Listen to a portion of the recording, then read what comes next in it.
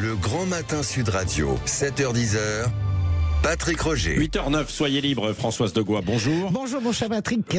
Le bout du tunnel pour le budget de la France. Enfin, normalement, dénouement aujourd'hui, puisque le Cornu va trancher 49.3 ou ordonnance. Oui, alors excusez-moi, ça va être un peu technique ce matin, mais on a décidé, Philippe David et moi, de faire dans le fond aujourd'hui. Fond de l'Europe pour lui, fond de l'Assemblée pour moi. C'est un choix entre deux mauvaises solutions, Patrick, car il n'y en a pas d'autre. Impossible de voter ce budget par les parlementaires, là où le budget, je le rappelle, de la sécurité sociale a été voté. Il faut donc trancher sur le budget de l'État.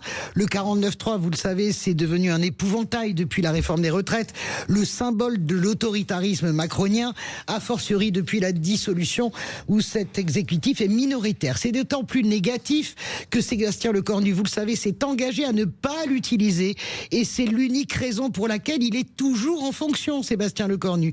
On sent bien que tout le monde nous vend du 49.3. Alors Matignon se défausse, vous savez, fait un peu la danse du ventre en expliquant que nous sommes rentrés dans une nouvelle séquence. Vous savez, cette expression complètement bidon de communicants fainéants, la nouvelle séquence, voilà, la story, l'histoire, voilà, on a changé de séquence, nous dit Matignon, pour justifier. Les socialistes, Olivier Faure en tête, préparent aussi la piste d'atterrissage en disant pourquoi pas, mais avec des conditions très strictes, c'est-à-dire obtenir des mesures sociales concrètes. La question est simple, est-ce que le symbole, l'épouvantail, sera plus fort que le contenu négocié par rapport à l'électorat de gauche qui sera évidemment chauffé à blanc par la France insoumise? On l'entendra évidemment avec Éric Coquerel, l'invité de Jean-François Aquili tout à l'heure. Le PS va-t-il donner le sentiment d'échanger sa censure contre un plat de lentilles? Ça, c'est une vraie question. Il y a aussi les ordonnances, deuxième mauvais choix. Ce serait inédit pour un budget, c'est plus périlleux, parce que dans ce cas, le budget initial serait adopté par ordonnance et le gouvernement pourrait introduire un projet de loi rectificatif pour inclure des mesures sociales. En fait, chacun ce matin fait le pari de l'usure et de l'impatience de l'opinion et se dit qu'importe le véhicule pourvu qu'on ait un budget. Alors un budget qui serait trop à gauche pour la droite. Oui, alors Sébastien Lecornu est accusé d'avoir tout cédé au Parti Socialiste. Il est vrai que le Premier ministre et le premier secrétaire du Parti Socialiste, Olivier Faure, ont travaillé ensemble, chacun dans son couloir, mais avec un intérêt bien compris pour l'un et l'autre, éviter une dissolution et stabiliser la situation pour pouvoir aborder les municipales de façon sereine. Alors oui, il y a bien sûr la patte socialiste dans ce budget, le repas à 1 euro pour les étudiants, la non-augmentation des impôts, l'augmentation de la prime d'activité, le fonds vert et l'impôt sur les sociétés qui est maintenu à 8 milliards. Mais non, ça n'est pas vraiment un budget socialiste ni de gauche, sinon il y aurait la taxe Zuckman, un rétablissement du fonds vert par exemple, au-delà du milliard.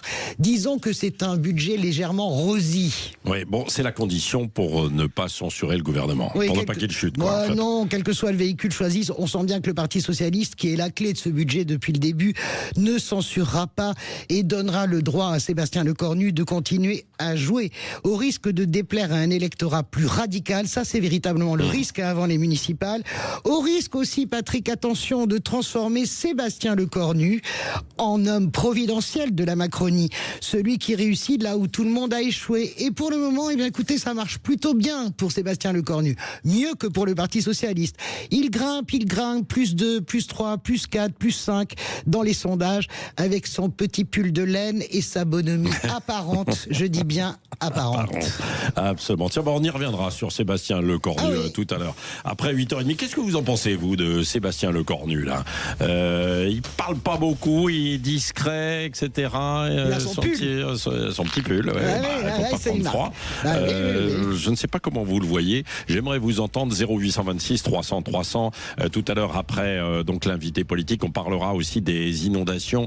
L'Espagne, je vous l'ai dit. J'aimerais bien effectivement entendre des témoignages sur le traumatisme que vit l'Espagne avec cet accident de train hier soir. Donald Trump aussi, bien sûr, et l'Europe avec ce nouveau bras de fer. Beaucoup de sujets sur la table que nous évoquerons dans un instant. C'est Éric Coquerel.